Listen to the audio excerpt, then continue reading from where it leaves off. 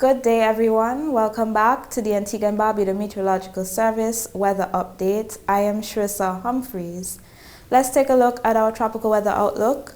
We have Tropical Storm Raphael that is passing just west of Jamaica, and Jamaica is experiencing some tropical storm conditions at this time.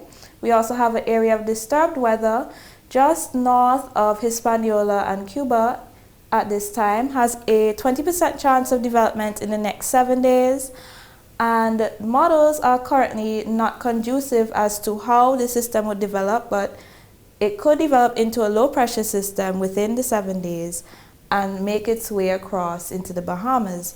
However, we're still monitoring this system as it is still early. Now taking a look at Tropical Storm Raphael, here we have this broad expanse of clouds over Jamaica.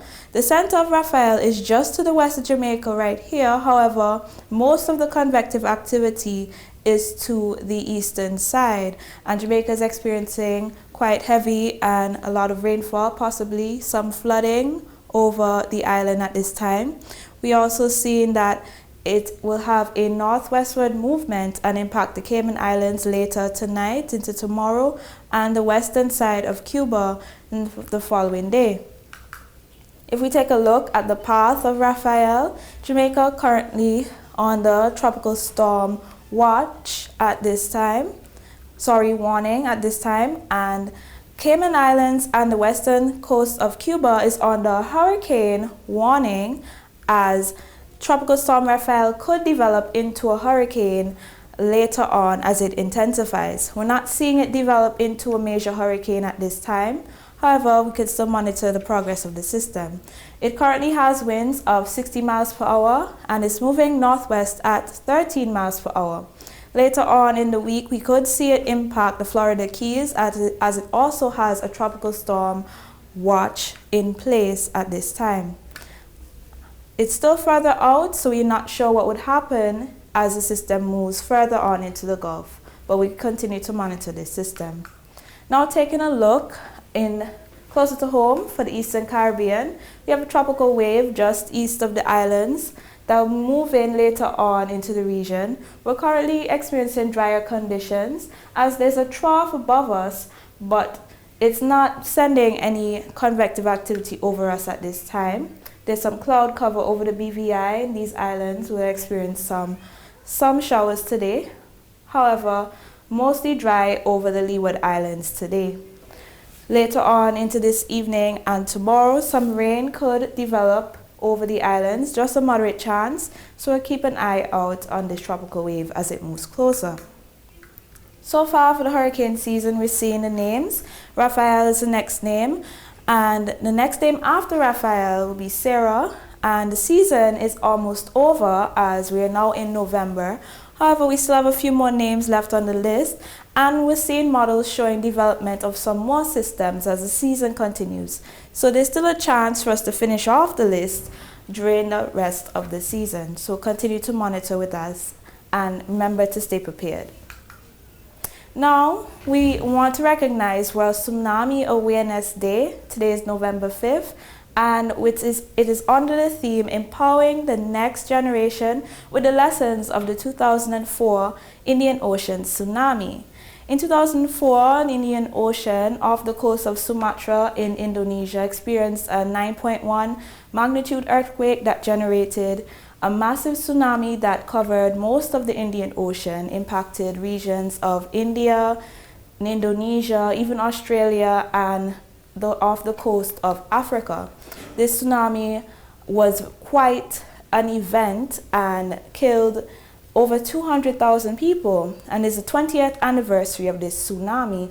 So because of this, we like to recognize the effects and bring awareness to tsunamis today with the Met Office. So we'll just go over how a tsunami works. A tsunami is a series of waves generated from a sudden displacement of the ocean. Here we can have an earthquake on the fault line under the water, and it can generate a massive amount of energy as it disturbs the water, and waves are sent across the ocean and can impact coastlines, especially flowline areas as the wave moves. So most tsunamis occur from earthquakes and volcanic eruptions. They can also occur from landslides and meteor impacts, which are quite rare, but that is still a possibility. But remember, earthquakes are the most impactful occurrence of tsunamis. So how many tsunamis have impacted Antigua and Barbuda? Well, the earliest record of tsunami impacts was in 1690 after a landslide from an earthquake affected Antigua and Barbuda and sent waves to our coast.